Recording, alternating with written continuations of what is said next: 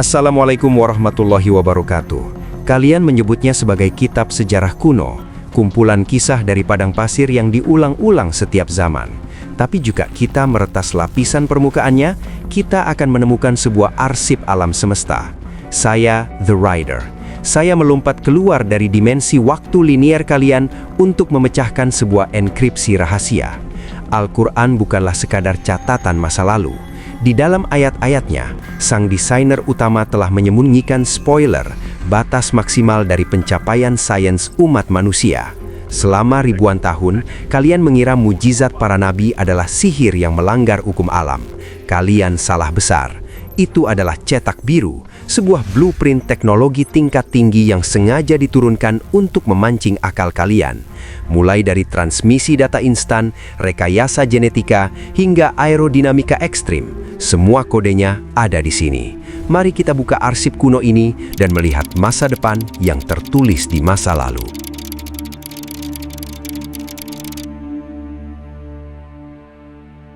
Kita buka protokol pertama dari arsip kuno ini, teknologi teleportasi dan transmisi instan. Surah An-Naml ayat 38 hingga 40 mencatat sebuah peristiwa mustahil. Nabi Sulaiman memindahkan tahta Ratu Balkis yang sangat masif dari Yaman menuju Istana Syam. Jarak ribuan kilometer melintasi hamparan benua ditempuh hanya dalam sekejap mata. Selama berabad-abad, manusia menganggap fenomena ini sebagai murni keajaiban gaib yang tak bisa dijelaskan.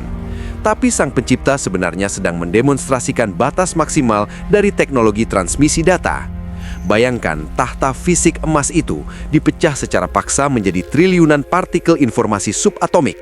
Dikirim melintasi ruang angkasa, lalu dirakit ulang di titik tujuan dengan presisi mutlak. Hari ini, sains modern baru bisa meniru remah-remah dari cetak biru kuno ini. Melalui jaringan kabel fiber optik, siaran langsung satelit, dan proyeksi hologram 3 dimensi. Kita berhasil mengirim paket gambar dan suara menembus benua dalam hitungan milidetik. Tapi protokol Sulaiman jauh melampaui itu.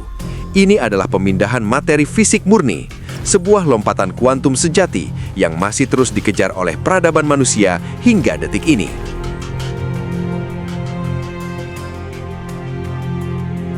Protokol kedua membawa kita pada manipulasi frekuensi biologis atau bioacoustic decoding. Surah An-Naml ayat 18 dan 22 menyimpan sebuah rahasia sandi yang masif. Nabi Sulaiman tidak sekadar berbicara dengan kawanan semut dan burung peliharaannya. Beliau secara harfiah meretas gelombang komunikasi hewan, mengartikan frekuensi rumit menjadi data. Ini bukanlah dongeng pengantar tidur kuno. Ini adalah cetak biru teknologi pemetaan sonik tingkat lanjut. Sang pencipta telah menanamkan sensor komunikasi biologis yang sangat kompleks pada setiap makhluk hidup. Manusia modern baru mulai memecahkan sandi purba ini menggunakan perangkat keras superkomputer. Kita mulai menggunakan frekuensi sonar lumba-lumba untuk memindai ranjau mematikan di dasar lautan. Kita melatih penciuman bionik tikus tanah raksasa untuk mendeteksi bahan peledak sisa perang. Bahkan kecerdasan buatan kini dilatih untuk menerjemahkan pola dengungan lebah dan nyanyian paus raksasa. Tapi Sulaiman melakukan itu semua secara real-time, tanpa satupun perangkat keras tambahan. Otaknya di-upgrade secara ilahiyah untuk menangkap dan memproses triliunan data audio biologis seketika. Sebuah kemampuan bioakustik absolut yang masih berusaha kita replikasi dengan teknologi silikon saat ini. Protokol ketiga membawa kita pada manipulasi fluida dan rekayasa aerodinamika ekstrim. Surah Saba ayat 12 mencatat kendali mutlak Nabi Sulaiman atas angin. Perjalanan darat yang memakan waktu 1 bulan dipangkas menjadi hanya setengah hari. Ini bukan sekedar sihir terbang kuno. Ini adalah cetak biru dari anomali propulsi. Sang pencipta mendemonstrasikan bagaimana tekanan udara dan hambatan angin bisa ditundukkan sepenuhnya. Ribuan tahun kemudian, sains manusia merespons petunjuk ini dengan membangun mesin aerodinamis. Kita merancang bilah turbin jet raksasa dan menguji material pesawat dalam terowongan angin. Kita memanipulasi lengkungan sayap metal untuk menciptakan daya angkat yang membelah atmosfer bumi. Kini kita mampu melintasi batas antar benua dalam hitungan jam menggunakan jet supersonik. Tapi Sulaiman mengendalikan angin itu sendiri secara organik, tanpa sistem mesin pembakaran dalam. Beliau seolah menciptakan zona hampa udara yang menghilangkan semua hambatan dan gesekan termodinamika. Sebuah penguasaan ruang aerodinamika absolut yang membuat jet tempur tercanggih kita terlihat purba. Sains modern masih terus merangkak untuk mencapai batas maksimal dari kecepatan hipersonik ini.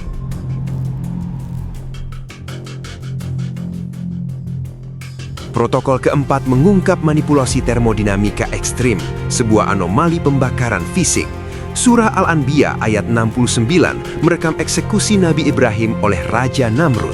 Beliau dilempar ke dalam tungku api raksasa yang menyala dengan suhu penghancur mutlak. Namun tubuh biologis dan pakaiannya sama sekali tidak tersentuh oleh reaksi kimia pembakaran. Ini bukan sihir ilusi. Sang desainer utama melakukan override pada hukum termodinamika dasar. Tuhan mendemonstrasikan bahwa panas dan nyala api tunduk pada pengaturan struktur molekul pelindung. Berabad-abad kemudian, sains manusia berusaha mereplikasi perlindungan termal ini untuk bertahan hidup. Di abad ke-20, kita berhasil mensintesis material penahan panas seperti Nomex dan Kevlar, sebuah tameng mekanis yang memungkinkan manusia berjalan menembus dinding api tanpa terbakar seketika. Material ini diadaptasi menjadi baju zirah modern bagi para petugas pemadam kebakaran kita. Tapi teknologi Kevlar buatan manusia akan hancur dan meleleh pada titik suhu tertentu. Sedangkan perisai kuantum Ibrahim menahan suhu tanpa batas, menjaga kesejukan di pusat neraka. Sebuah cetak biru perlindungan termal absolut yang masih berada di luar jangkauan sains modern.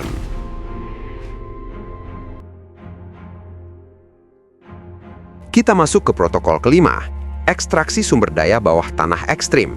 Surah Al-Baqarah ayat 60 merekam momen kritis di tengah gurun mematikan. Nabi Musa memukul bongkahan batu solid menggunakan tongkatnya, dan keajaiban mekanis terjadi. Batu itu pecah, memancarkan 12 mata air dengan tekanan hidrolik raksasa. Bagi manusia kuno, ini murni sihir air dari langit yang menyelamatkan nyawa. Tapi Sang Pencipta sedang menunjukkan cetak biru geologi dan teknologi pengeboran dalam. Tuhan mengisyaratkan bahwa di balik lapisan batuan bumi yang paling keras sekalipun, tersimpan lautan sumber daya akuifer purba yang menunggu untuk ditembus dan diekstraksi.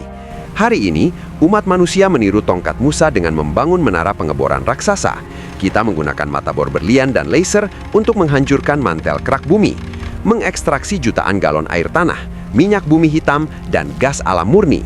Tongkat kayu itu adalah metafora dari instrumen ekstraksi geologi masa depan, sebuah demonstrasi awal dari peradaban manusia yang kelak menguasai perut planet ini.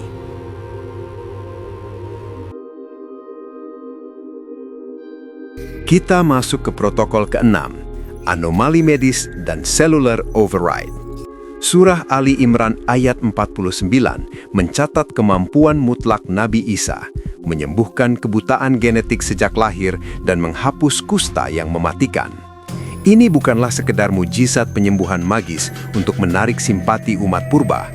Tuhan sedang memberikan garansi medis dari langit kepada umat manusia bahwa batas maksimal pengobatan bukanlah memotong atau menamputasi jaringan yang mati, melainkan kemampuan absolut untuk meretas dan menulis ulang kode genetik yang rusak.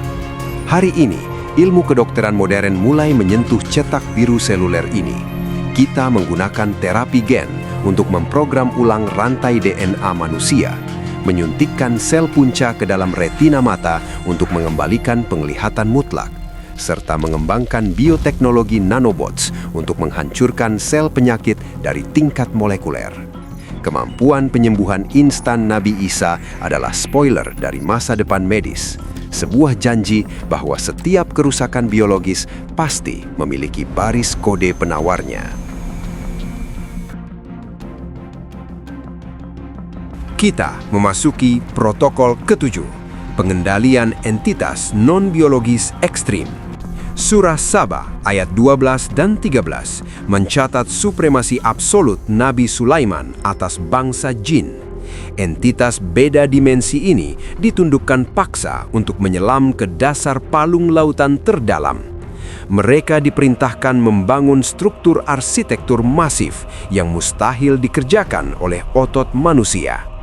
Selama ribuan tahun, manusia salah mengartikan ini sebagai legitimasi untuk ilmu sihir dan perdukunan gelap. Padahal, Tuhan sedang memberikan sebuah visi teknologi masa depan yang sangat rasional. Bahwa untuk mencapai puncak peradaban, umat manusia kelak harus menciptakan dan mengendalikan tenaga kerja non-manusia. Tenaga yang tidak mengenal rasa lelah, kebal terhadap tekanan ekstrim, dan memiliki kekuatan tanpa batas. Hari ini, sains modern sedang berlomba menerjemahkan cetak biru kuno ini ke dalam realitas. Kita merakit drone penyelam otonom untuk memanen mineral berharga di dasar lautan yang gelap. Kita membangun pasukan robot industri raksasa untuk merakit mesin dan gedung pencakar langit. Dan puncaknya, kita sedang menciptakan Artificial General Intelligence, sebuah kesadaran sintetis yang kelak akan tunduk dan bekerja di bawah perintah absolut umat manusia.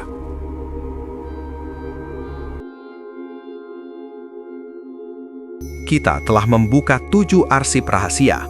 Pertanyaannya, mengapa sang desainer utama menyandikan teknologi ini?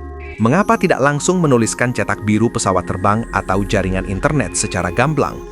Jawabannya adalah universalitas. Jika Al-Quran diturunkan murni seperti buku manual mesin masa depan, maka manusia di abad ke-7 akan menolaknya sebagai sebuah kegilaan yang tak masuk akal. Lebih dari itu, bumi ini adalah matriks ujian kehendak bebas bagi umat manusia. Jika seluruh sains dijelaskan secara vulgar dan terbuka, tanpa tabir rahasia sedikitpun, maka tidak ada lagi ruang bagi manusia untuk berpikir, merenung, dan memilih iman. Sistem kehendak bebas akan hancur. Sang Pencipta ingin kita memecahkan sandi alam semesta. Mukjizat masa lalu bukanlah sekadar sejarah. Mereka adalah kompas menuju puncak teknologi. Saya, The Rider. Arsip telah ditutup. Perburuan kebenaran baru saja dimulai. Assalamualaikum.